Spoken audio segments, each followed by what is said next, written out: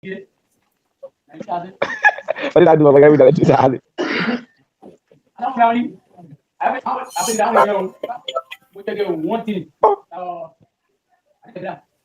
It's actually nice from people who are in the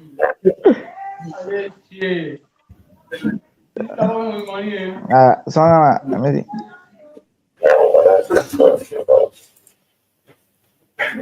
Yeah,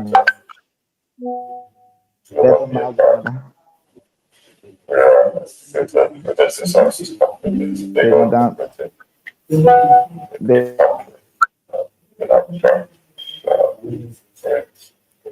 partnership with international agencies, international organizations, the different kinds of the FM industry,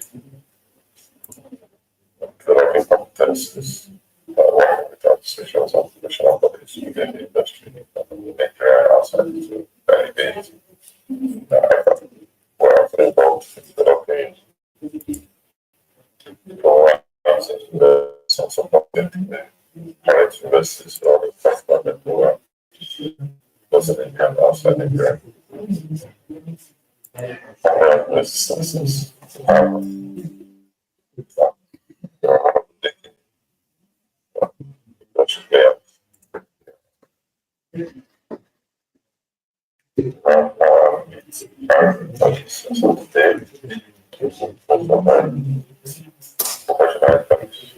Recently, we have to send our employees to training, Max-Migold, and also we've also done trainings using the program training system to the certification for program. We have 7 people in the organization today who are working certificates in one Ghana and 6 in Nigeria. We're probably the largest, we're going to come to the largest number of professionals in Africa and probably the world. Many people provide the platform for some of our employees, especially in the marketing managers. When the program started, that training and understanding and updating the job. I mean, just in one market state, operations sometimes going to managing sites, you needed to go through basic training, environment. Was very critical to that, and that had that to provide very good understanding of asset management on the first level. Right now, unfortunately, one of the key managers of the company today. I recommend Max-Migold as a masterclass for all intended facility managers who want to have and gain general understanding of FM to enable them to deliver professional jobs in the organizations where they work for. My name is Anna. So, because it's the manager, one of the relevant concepts in there. I don't want to one of my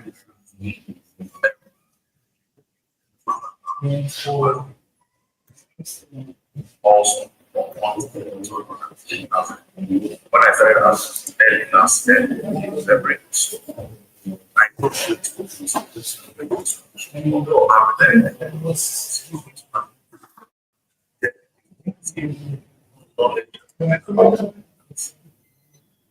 if you benchmark investments, very positive chances. And this time managed, I think by positive maintenance partner record as well as in 1 month for what they're doing, that experience one of them. But right now, I don't know if there's anything we find for facility because of the today that's just like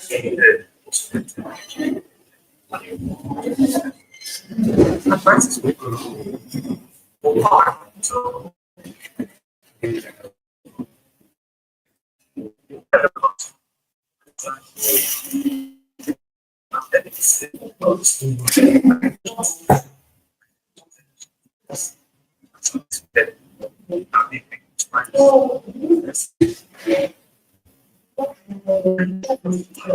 The audio is low, right? Do you hear it okay? Yes, sir. I hear you okay. About the video I'm playing. All right, I'm stopping it now. It's 1 o'clock. We can't hear the video very well. All right, I'm going live now. Good afternoon, everybody.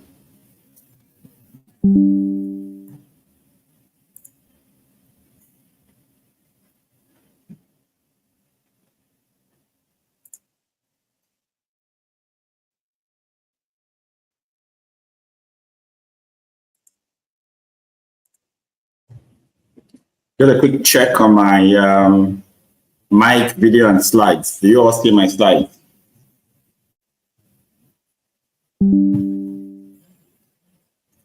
Thank you very much. It's my pleasure to welcome everyone to today's session of Facility Management Launch Hour Live. My name is Paul Erubami. I'm the CEO of Max-Migold Limited and the head of faculty of the Diploma, the Facility Management training run by Max-Migold Limited. I'm also the president of the Association of Facility Management Practitioners, Nigeria. I've had a bit of experience in the built environment, spanning about 20 years now, having worked in several organizations across the continent and outside the continent, and also managing some of the largest FM contracts in Nigeria. In terms of qualifications, I've had virtually all the available qualifications in facility management globally, and also a certified instructor for the FM learning system, the facility management professional, the certified facility manager, and the sustainability facility professional of IFMA. In bringing to you our training packages, with particular emphasis on the Facility Management Diploma, which we started about 5 years ago, and has trained about 600 people, across the world in the rudiments, comprehensive professional package in facility management. Our goal is to give you a whole set of skills to be able to work in an industry that is in such high demand. Okay, the FM Diploma is starting on the 21st of August. The program runs from Mondays 5 p.m. to 7 p.m., Wednesdays 5 to 7 p.m., Fridays 5 to 7 p.m. virtually, and the physical class, in-person class holds on Saturday from 10 a.m. to 4 p.m. We have a special bonanza running for this week on the FM Diploma, which gives anyone who signs up and makes his payment this week between now and Saturday, gives you a free 100,000 off the tuition. Okay, so spread the word, get people connected. And today, we are trying to tell you something about FM careers, tell you something about why this is important, for this day and age that we're in. Okay, so if you haven't come across any of our websites or social media platform, I believe you are here today because you're in one of them. But the page for the Facility Management Diploma enrollment and all the details is promo.facilitymanagementcourses.com. Just go there.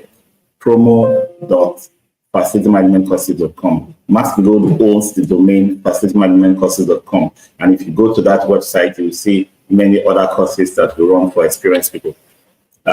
Some of the, apart from the 100,000 giveaway that we're doing this week, we also have, 50% scholarship, half price for any group of 10 or more from any company, any association.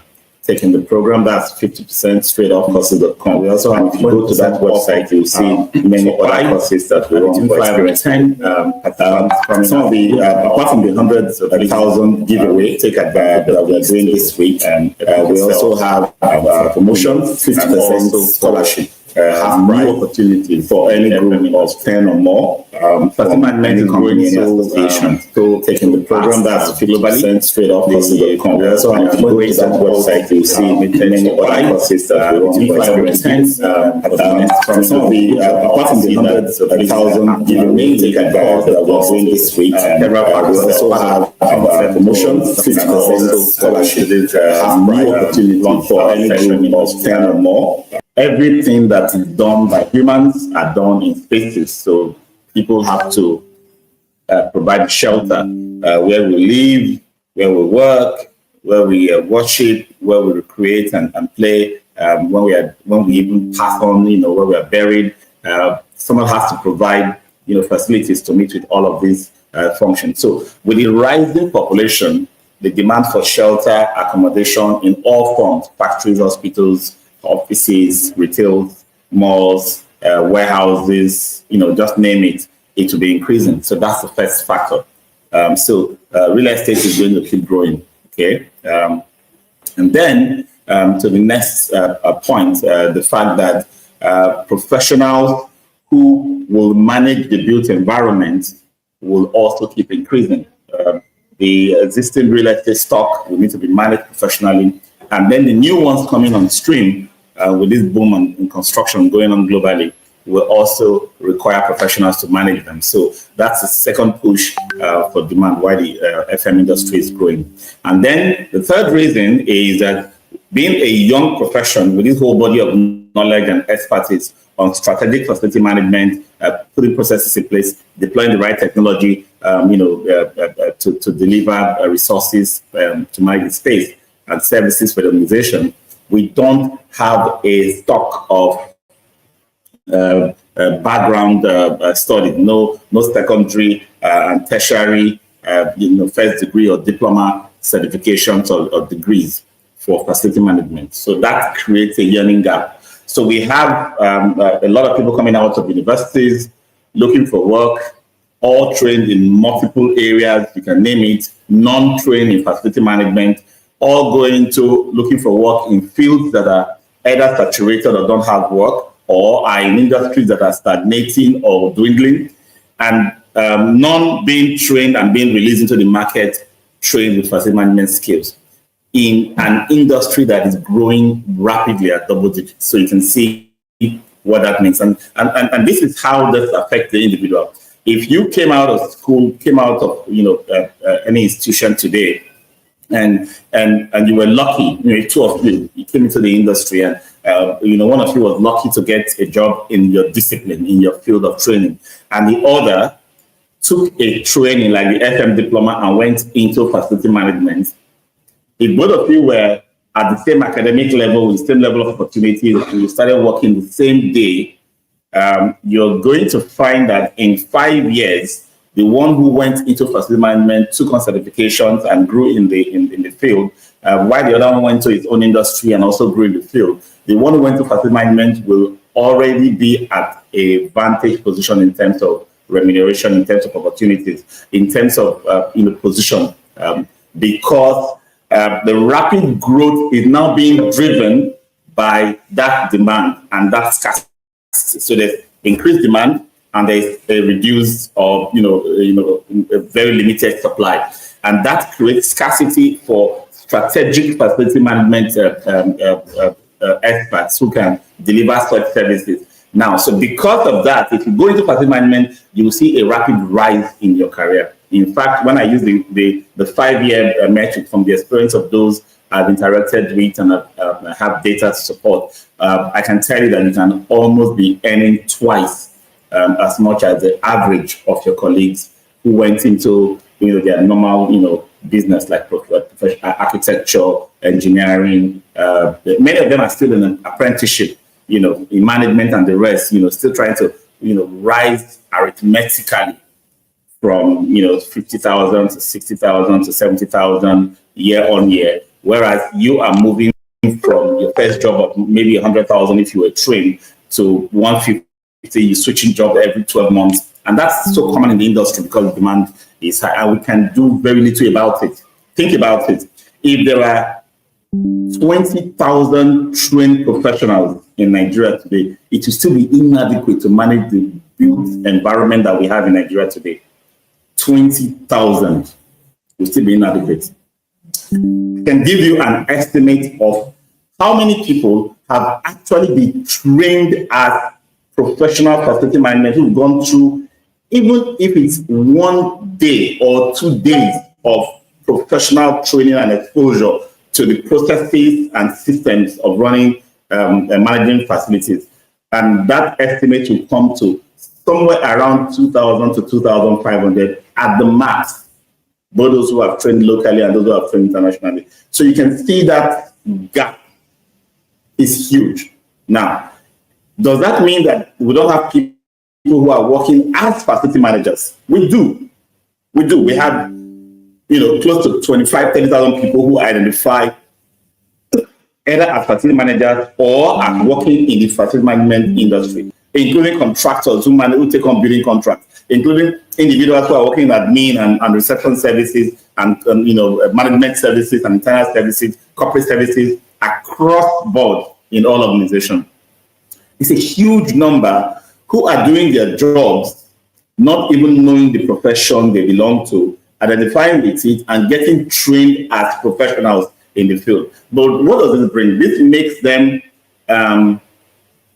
stall in their growth, in their progress. Okay, and that stall is because of organizations needing to see value to raise you. Nobody's going to double your salary overnight when they don't see value from the work that you do. Okay, and that's what's happening now, that many people who have been in the industry, because of the demand at that level, have risen very quickly, have been paid very handsomely, but still did not deploy strategic processes to add value that can be measured to the organization, are being dropped. When they lose their jobs, they end up being replaced by those who are coming fresh from school, fresh from inexperience, taking the training and getting the experience to become able to reason and plan and execute strategically.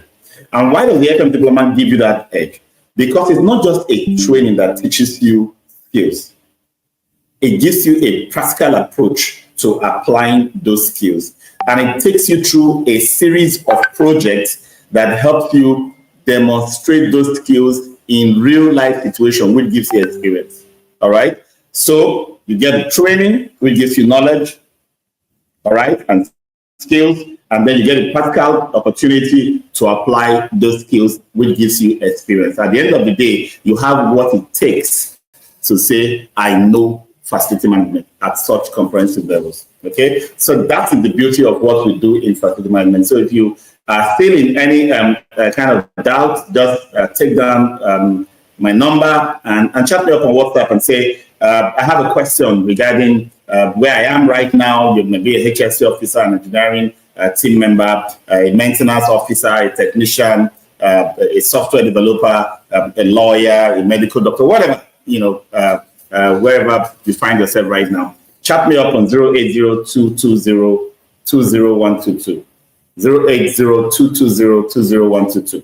That is a WhatsApp number. Please don't call the number, just send a WhatsApp chat, and I will be able to engage with you personally. I engage with, hundreds on a daily basis. I find delight in being able to solve a problem and point one person at a time to the path that gives you upliftment and career progress.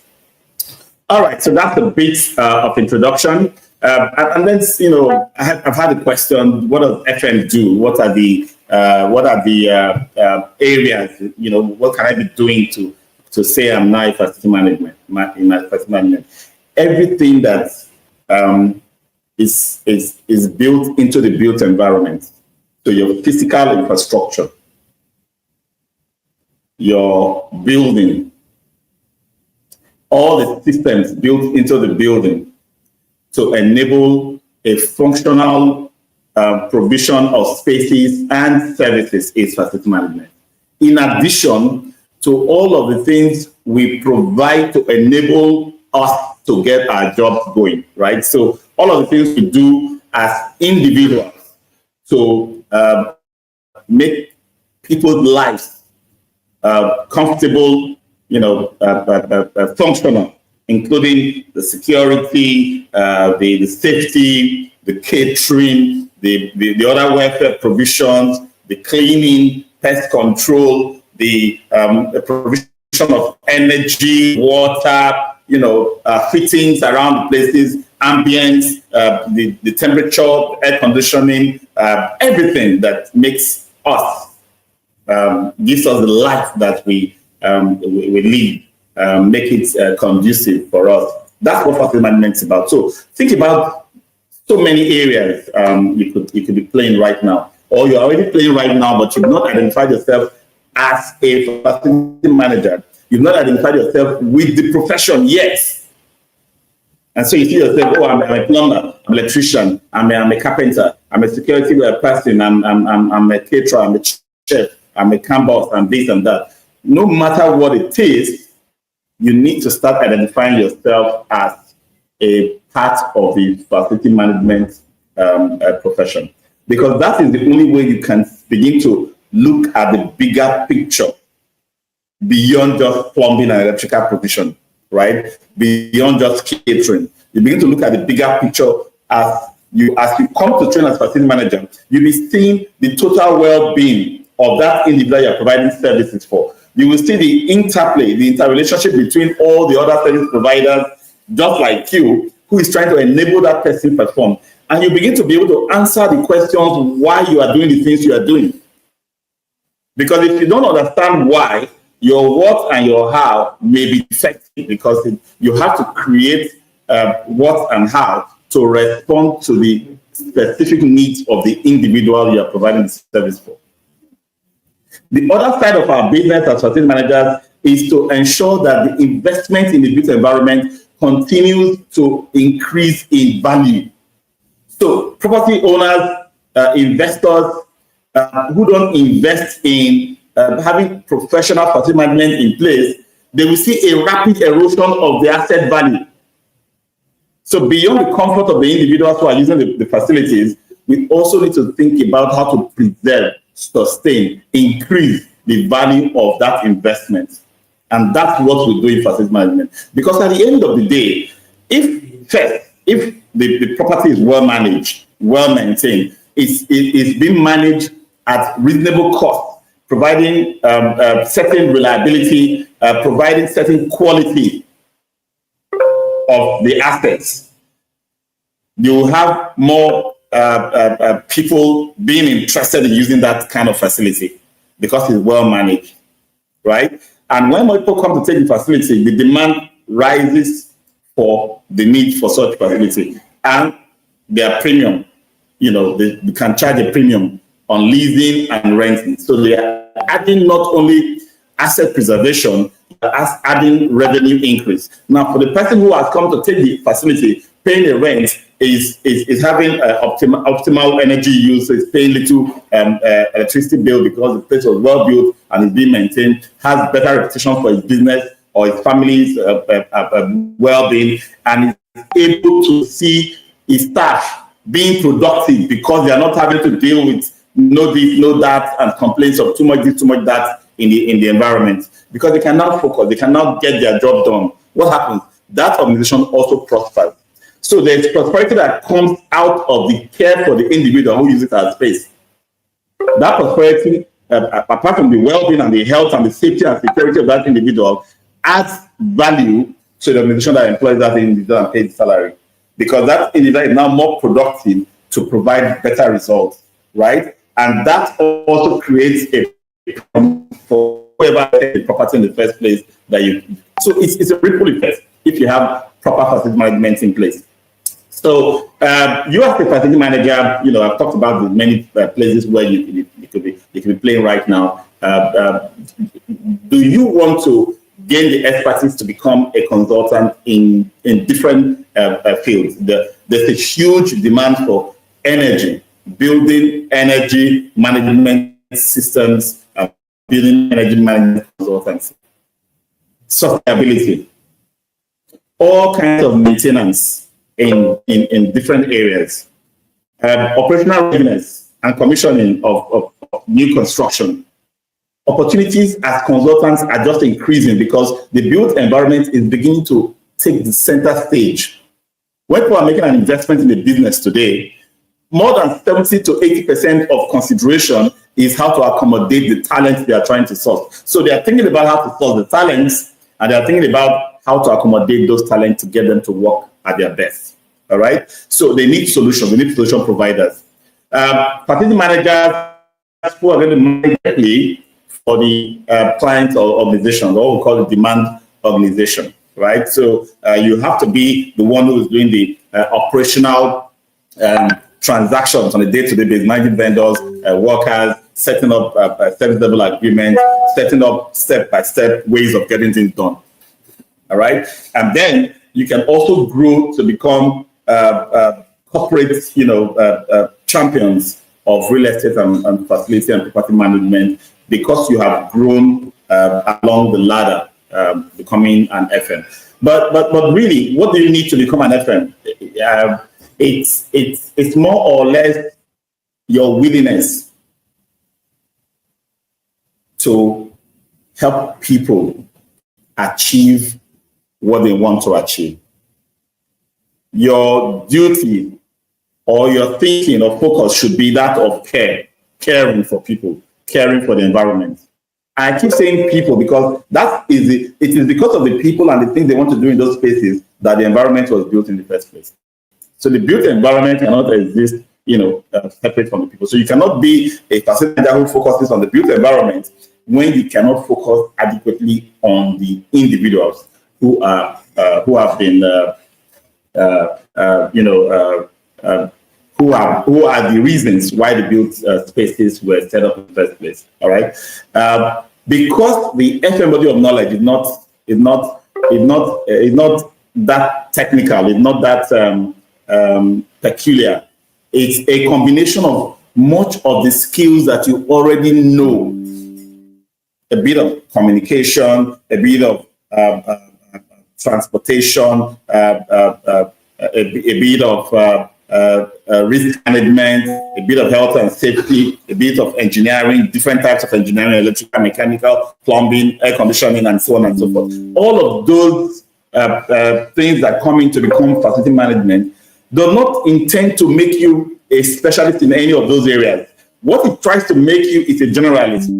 And so you must be willing to learn the rudiments, the basics, basically, that top level mastery of all of those areas. And then you must be willing to work hard and commit to what you are doing. Okay. In facility management, there are all kinds of opportunities that you will find yourself. Businesses are beginning to see that the built environment risk can be enormous. So they need you to be a risk manager. They need to account for the assets. There's an investment in a new building, an investment in a generator, an investment in air conditioning, an investment in the furnishing and fittings, and so on and so forth. There has to be an asset manager. That's you, the facility manager. And then every time somebody comes into the system for use, somebody has to track how that asset is used, how it is maintained, how it's operated, how much is being spent on it, and how it is giving value back to the organization. All of this requires you to be an asset management manager, a life cycle minded person. And then all of the things we do in the built environment cost us a lot of money. Cost a lot of money. If you don't know how to optimize costs, if you don't know how to be efficient in your understanding and application of funds and budgets, what's going to happen is that you are going to run your business on the ground.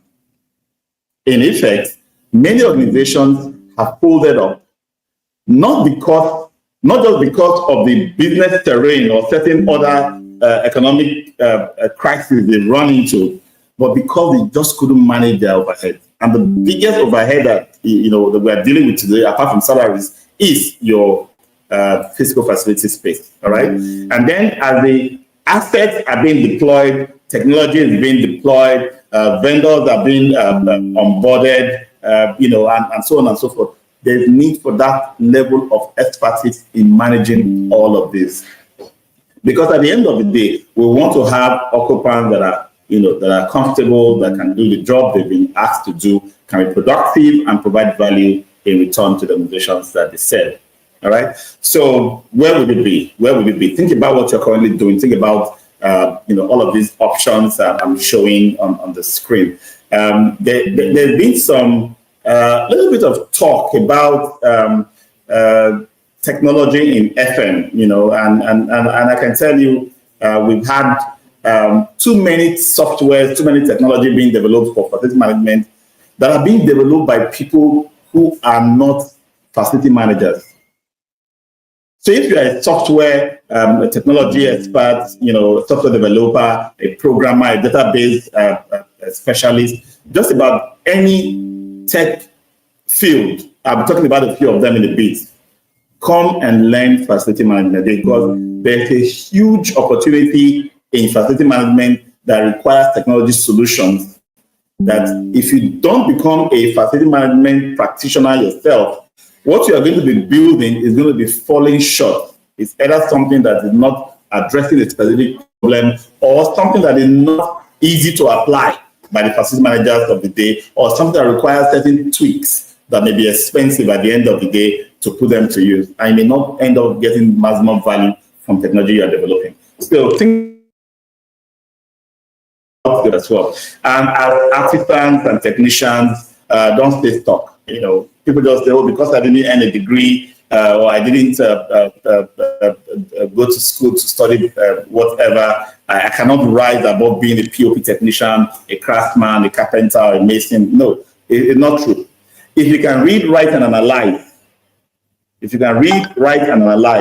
and you have gained some experience, from the shop floor, and you can speak, confidently to customers and to your bosses and express yourself well and take, do basic presentations, you are right, for this right. And so become a facility manager, continue your hands-on until you get an opportunity that elevates you, and then you can now supervise other artisans even better. Whether you're a HSC officer, and let me talk to HSC officers for a bit, right?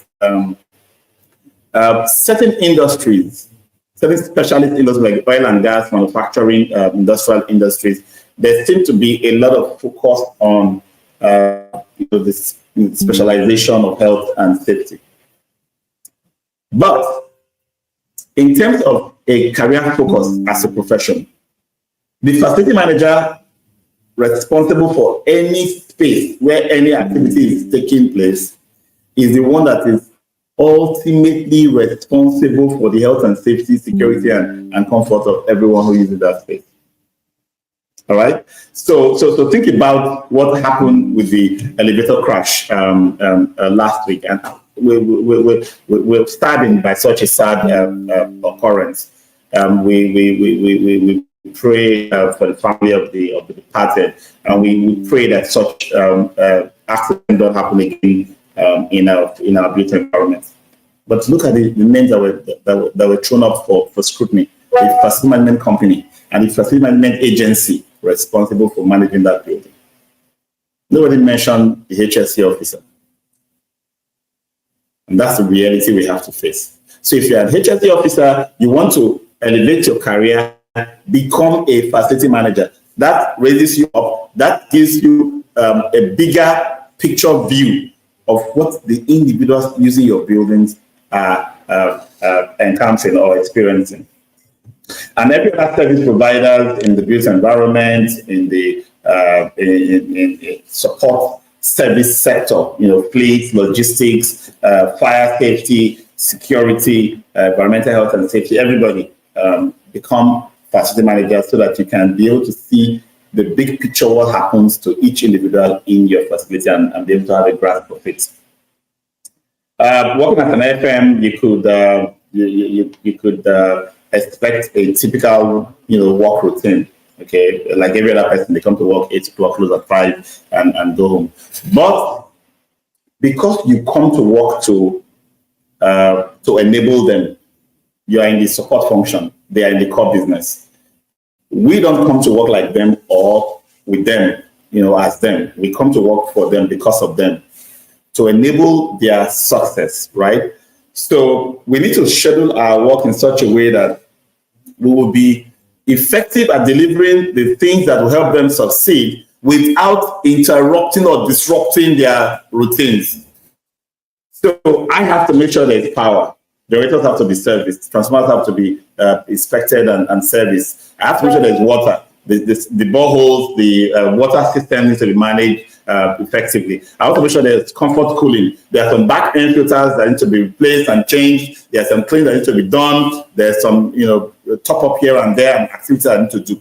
I can't do all of those things while they are there, otherwise I'll be disrupting them. So what do? I need to schedule my time in such a way that I can get those jobs done, give them maximum availability for all the assets and utilities that will give them comfort and reliable use of the assets without any hindrance. So I can set up my time as a facility manager to make sure I'm productive, but not wasting the time. And so that talk of we work hours, we are there, everybody leaves, we are still there. You don't need to be there when you don't need to be there. Plan your work, deliver to HR to get an approval as to your work schedule, and nothing would affect you. In fact, your smart way of working will provide more results than hanging around during the day and complain that you can't stay back in the evenings or at weekends. Okay?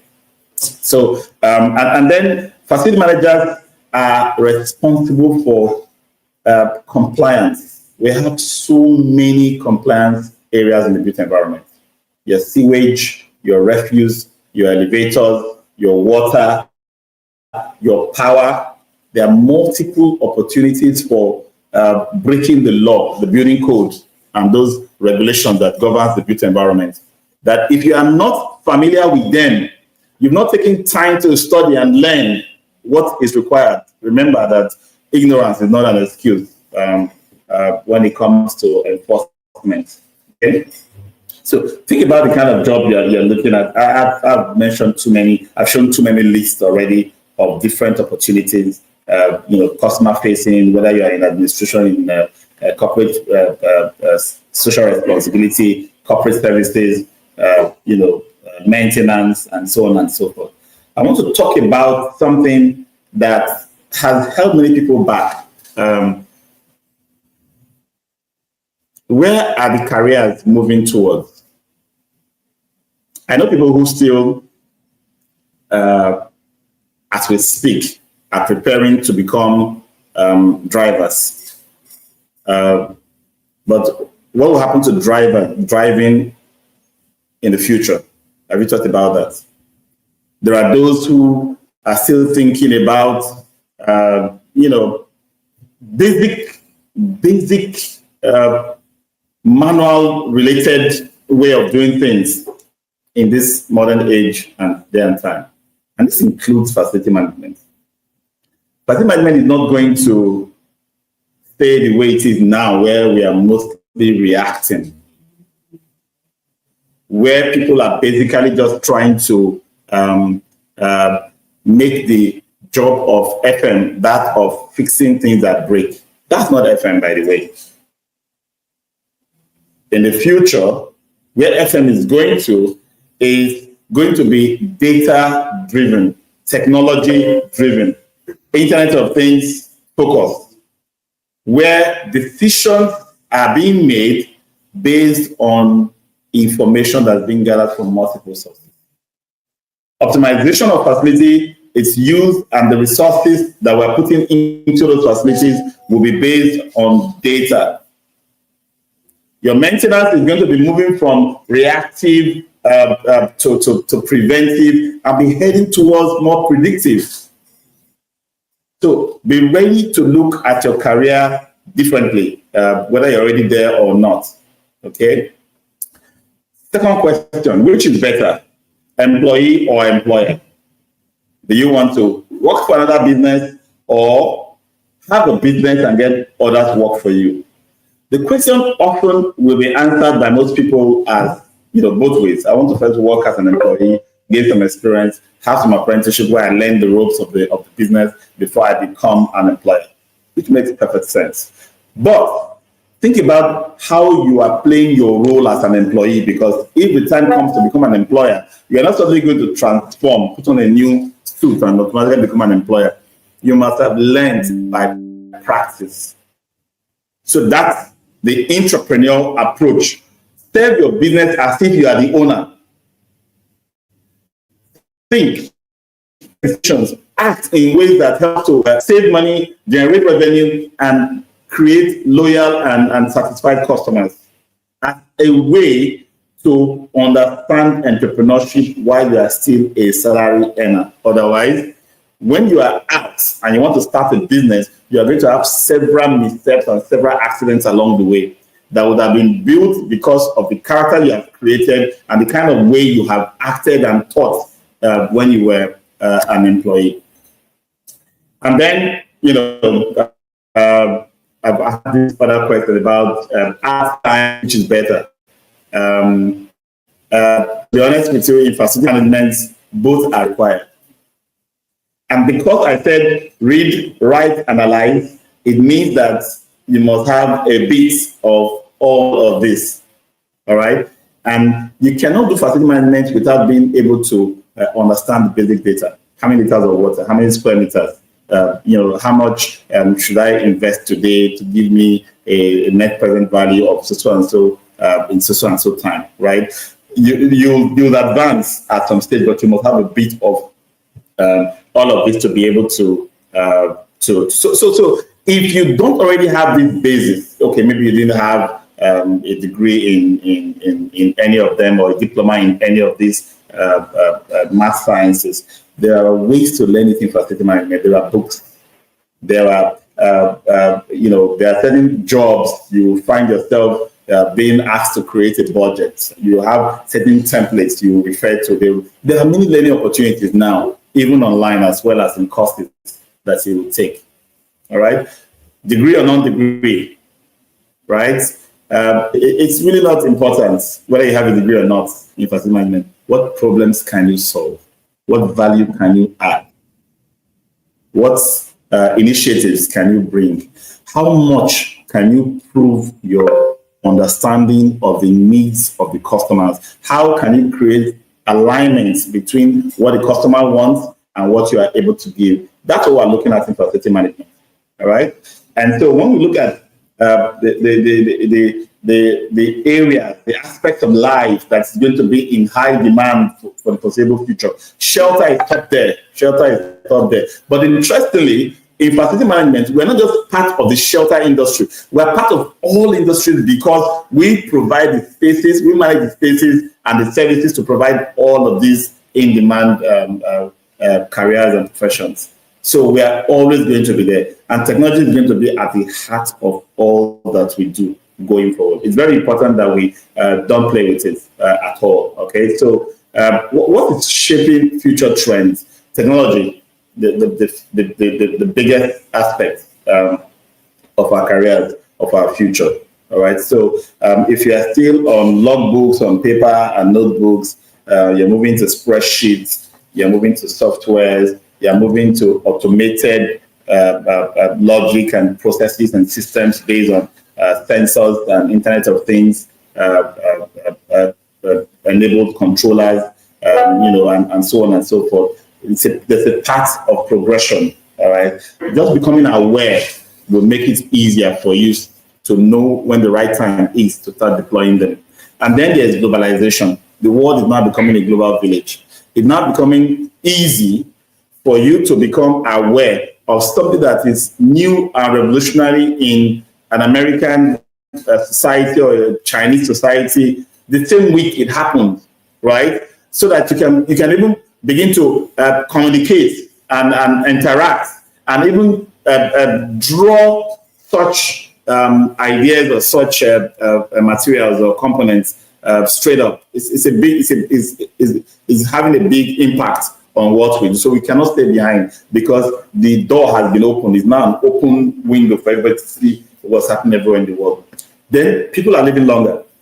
And this is a global phenomenon. This is not even something that is a Western or Eastern situation. No, even here in Nigeria, the life expectancy is rising, gradually. And with longer lives, it means there will be more people to serve, more spaces to serve, more services to provide.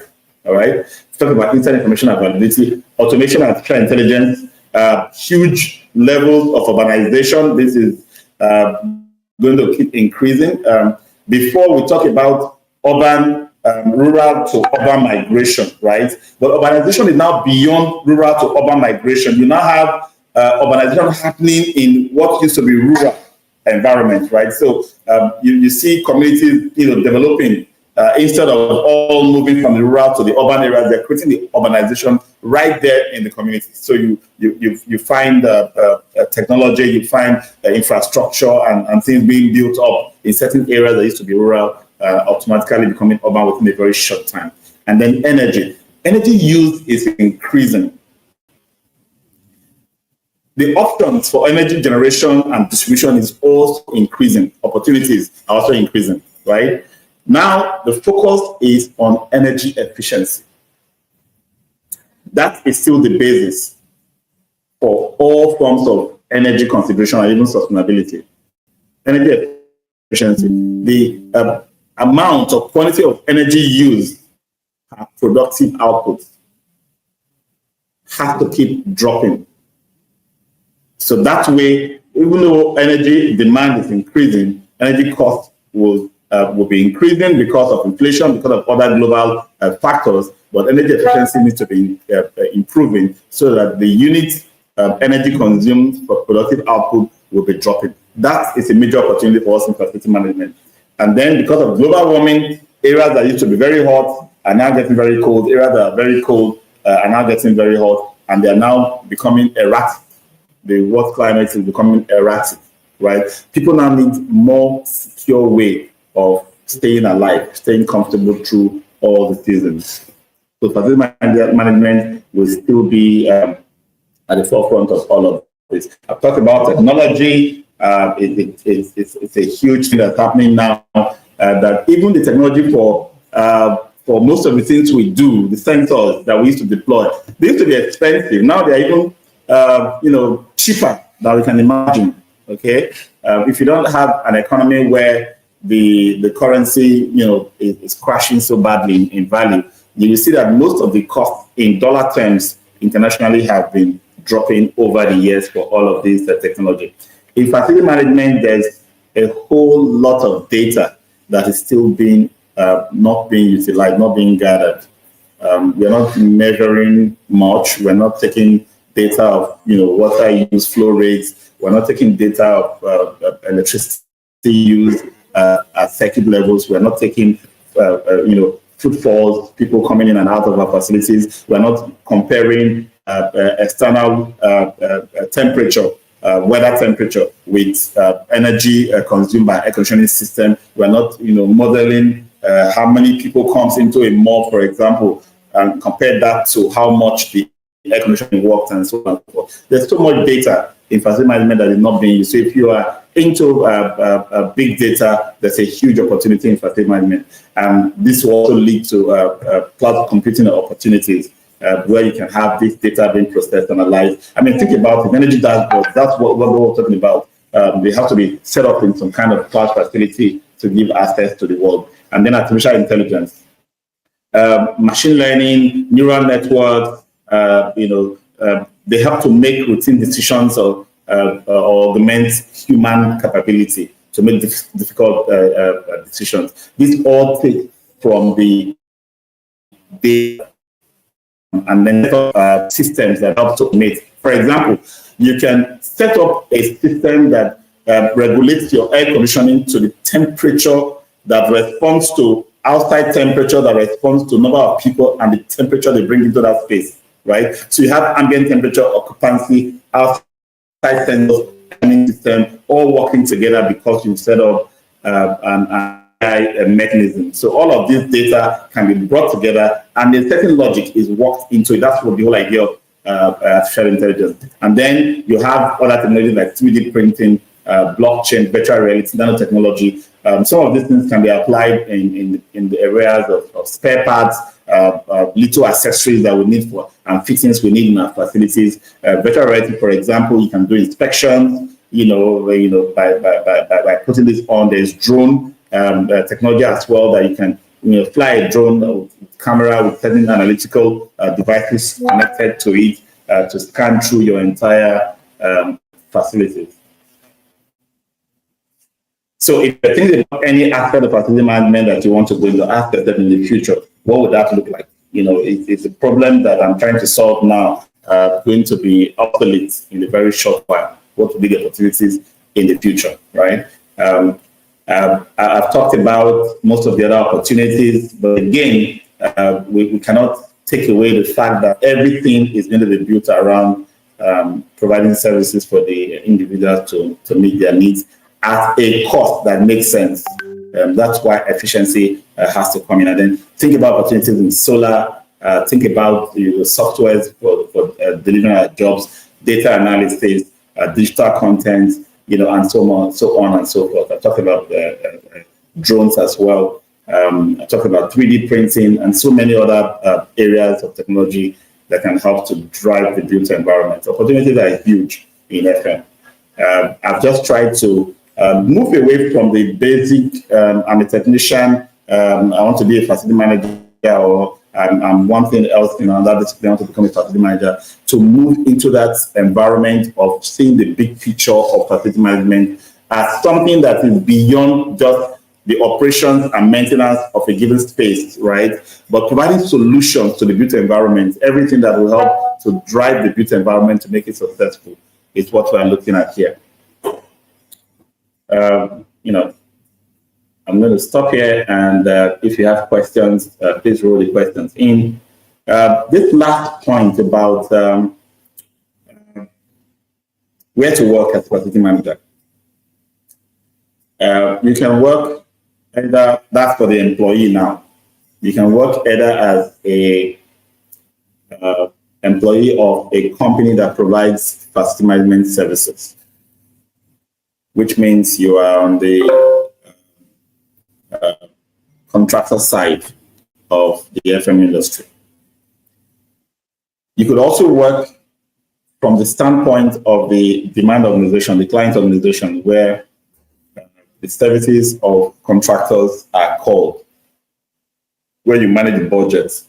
So in the client organization, you have tasks like creating proposals, of course, selling FM services to organizations and getting them to buy services, developing charging mechanisms, developing service level agreements, get to understand the client's requirements and developing those service level agreements, running the operations and maintenance and all of the things that have to do with your managing your teams and managing the client's assets, and delivering a reporting system that gives the client information about what you're doing. If you work in the demand organization side, you're at a high level, you're developing strategies for whether to outsource, whether to insource and do things yourself, employ your own staff. If you're going to outsource, developing a specification for the services, going through a procurement process with your procurement department, selecting the best facility management company or any other service delivery company to provide services to your organization, onboarding them by orienting them on your organization strategy, sharing KPIs that helping them understand what the KPIs are, monitoring their performance and receiving their reports, evaluating those reports and doing performance management and ranking for them, make sure they are paid, managing your budget because you control the budget for your own facility services. All right.